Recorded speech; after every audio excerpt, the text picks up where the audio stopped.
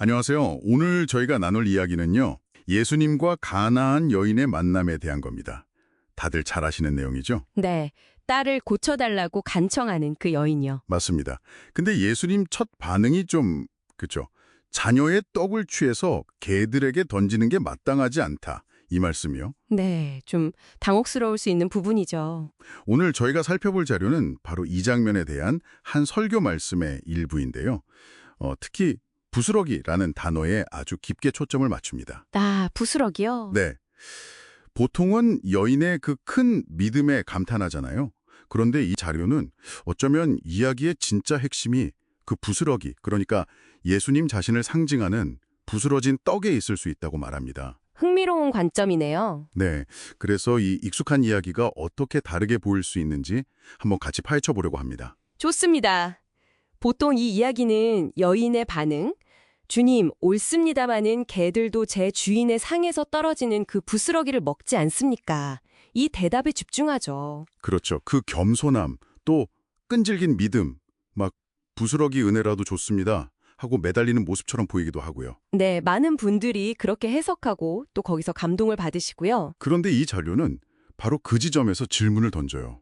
그게 전부일까? 하고요. 만약에 여인의 믿음만 너무 부각하면 성경의 더 큰 메시지, 그러니까 예수님이 누구신가 하는 핵심을 놓칠 수도 있다는 거죠. 맞습니다. 믿음 자체를 부정하는 게 아니라 그 믿음이 어디를 향하고 있느냐가 더 중요하다는 겁니다. 믿음을 하는 건 결국 대상이 있어야 성립하는 거잖아요. 아, 그렇죠. 대사계신 예수님이 먼저 계셔야. 네. 이 자료는 성경 전체의 주인공이 우리의 어떤 믿음의 크기나 헌신 이런 거라기보다는 오히려 우리를 향한 하나님의 열심 또 예수 그리스도 그분 자체, 그분의 행적이라고 강조하고 있어요. 순서가 중요하다는 말씀이시네요. 인간의 반응보다 하나님의 행동이 먼저라는. 바로 그거죠. 자칫하면 성경을 좀 거꾸로 읽게 될 수도 있다는 지적입니다. 그렇군요. 자, 그럼 이 대화에서 가장 중요한 단어가 바로 부스러기라는 건데요. 근데 이게 보통은 그냥 뭐랄까 하찮은 것, 찌꺼기 이런 느낌으로 다가오잖아요. 그렇죠. 사실 그 하찮음이라는 인식이 여인의 믿음을 더 극적으로 보이게 하는 면도 있었고요. 저렇게 낮은 자세로 이런 식으로요. 네네. 하지만 이 자료는 그 부스러기의 본질을 다시 보자고 제안합니다. 그게 그냥 찌꺼기가 아니라 원래는 떡의 일부였다는 점.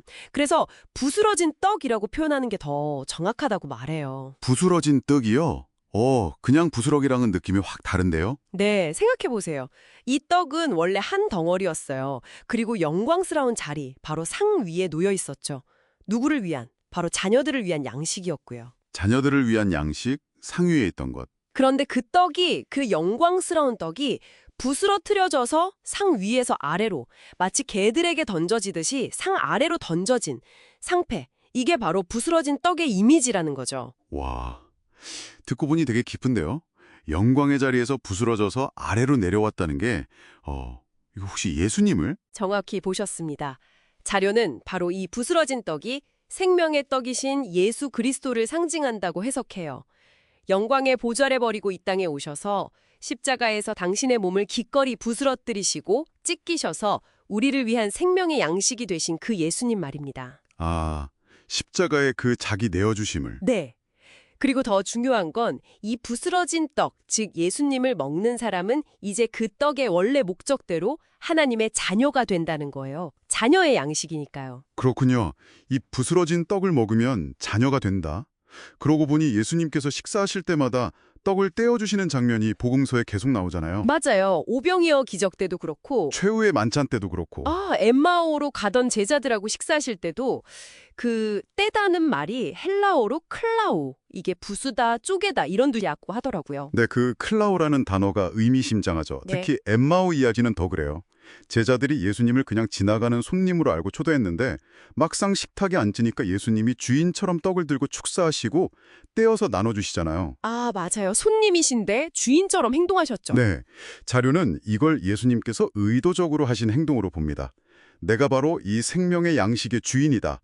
내가 이 떡을 통해 생명을 줄 수 있는 유일한 존재다. 이걸 보여주신 거라는 해석이죠. 와, 그러면 그 여인의 대답이 완전히 다르게 들리는데요. 주님 맞아요. 하지만 개들도 주인의 상에서 떨어지는 그 부스러기를 먹습니다. 이게 그냥 저 좀 불쌍히 여겨주세요가 아니라 그렇죠. 그 이상이죠. 바로 그 부스러기, 상 아래로 던져진 그 부스러진 떡, 즉 예수님 당신이 바로 제가 살기 위해 필요한 전부입니다. 이런 엄청난 신앙 고백으로 들리는데요. 바로 그겁니다. 그렇게 보면 이 이야기의 초점이 여인의 믿음이 얼마나 크냐 작으냐가 아니라 그 믿음이 정확히 무엇을 보고 있느냐로 옮겨가죠. 즉, 우리를 위해 기꺼이 부스러진 떡이 되신 예수님이 누구신지 알아보는 그 통찰력.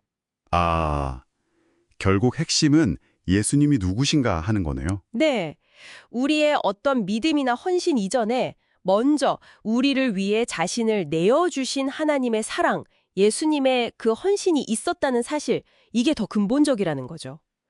이 이야기의 진짜 주인공은 여인의 믿음이 아니라 그 믿음의 대상이신 부스러진 떡, 예수 그리스도라는 겁니다. 오늘 정말 익숙했던 이야기에서 완전히 새로운 의미를 발견한 것 같습니다. 가나안 여인 이야기 속 부스러기가 단순히 나뭇 음식이 아니라 우리를 위해 자신을 온전히 내어주신 예수 그리스도 그 자체를 상징할 수 있다는 것. 그리고 이 부스러진 떡을 먹는 것, 즉 예수님을 영접하는 것이 우리가 하나님의 자녀가 되는 길이라는 메시지였네요. 네, 그렇습니다.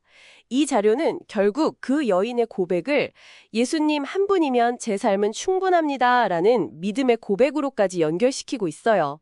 여기서 청취자 여러분께 마지막으로 질문 하나를 던져보고 싶습니다. 네, 어떤 질문인가요? 우리가 보통 성경을 읽을 때 오늘 이야기처럼 인간의 반응이나 믿음에 초점을 맞춰서 보는 경우가 많잖아요. 그런데 만약 다른 이야기들도 오늘 우리가 살펴본 것처럼 하나님께서 먼저 무엇을 하셨는가, 그리고 예수님이 과연 누구신가라는 관점에서 다시 한번 읽어본다면 혹시 어떤 새로운 의미들이 우리에게 다가올 수 있을까요? 이 질문을 한번 곱씹어 보시면 어떨까 싶습니다.